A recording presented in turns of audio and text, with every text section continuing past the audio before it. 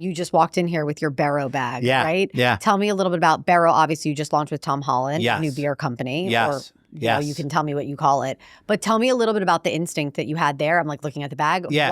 What made people care? Why do people care? Well, BERO. And what was the culturally relevant? Well, so BERO, thank you for Referencing referencing your and bag, acknowledging yes. my bag. Yes. Personally, right, I'm a person that is no longer in his 20s anymore, Yes, no longer in his 30s sadly, anymore. yeah. And I have been drinking far less. I love beer, but I would consider myself sober curious. Yeah. And I think beer is delicious and it's great on a hot summer day, at a baseball game, at a picnic, etc.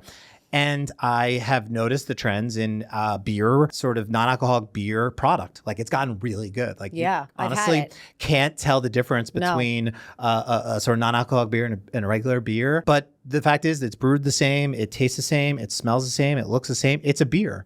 So when that opportunity came to us to build a beer brand, a non-alcoholic beer brand, obviously there are other non-alcoholic beer brands on the market, but they all felt like a sacrifice to me.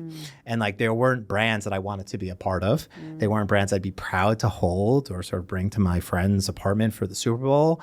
And so immediately I love Tom Holland, you know, but I was, I mean, incredibly charming guy, really smart, amazing partner. But like, I was really excited about the project, right? Like if anybody had come to Center with an opportunity to build a non-alcoholic beer brand that had a bit of more of a premium side to things, like that spoke, I'm the direct consumer for that. And that's not always the case, but for me, I was like, what a giant opportunity. Obviously athletics is hugely successful business. But again, like I felt like there was just a giant opportunity to build a brand that didn't feel like it was less than because it had no alcohol in it, but actually felt like the new gold standard in beer and an iconic beer brand, right? Yeah. As someone who loves brands, I've never built a beer brand before. I've done a lot of beverages. I've done a lot of beverage brands, but I've never done a beer brand before. So in my mind, we were building the next great American beer brand or global beer brand. And what a dream opportunity is to do that. And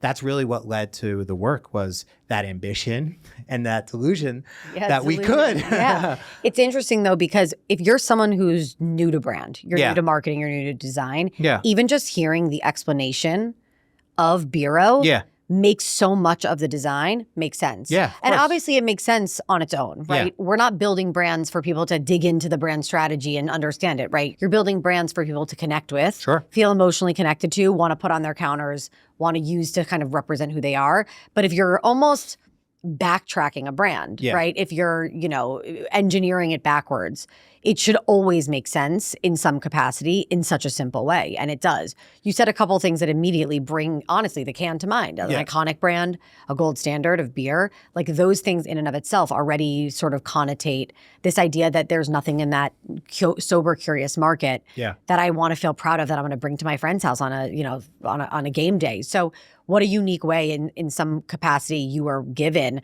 to build into a category that you love, but also that is really needed out in the market. Yeah, it was very much a product for me and a brand for me. And I think that's, again, not always the case. But I think because we do so much work with founders and first-time founders like Tom, their vision really inspires what we do. And so I, as much as I say it's for me, like it was really sort of built from his great brief, which was I am a British person that grew up drinking in pubs, but has stopped drinking, and there wasn't a product on the market for me. And so I think that is also a superpower, which is just genuinely sort of understanding that you're bringing someone else's movie to life. It's not my movie. I'm the executive producer or I'm the Rick Rubin in this scenario, but it's your album, it's your music, and I'm just here to really help give it its shape and its form and its identity and help put it out into the world. And so for me, that's like what I love about branding. It's like, you know, we can't do what we do without Tom sort of going through his journey with Dry January and sort of having his real earnest and authentic experience, wanting a product to exist that didn't exist for him. And so that is what laid the foundation for the project. And more often than not, that's the truth behind many great brands, is built from a human personal need.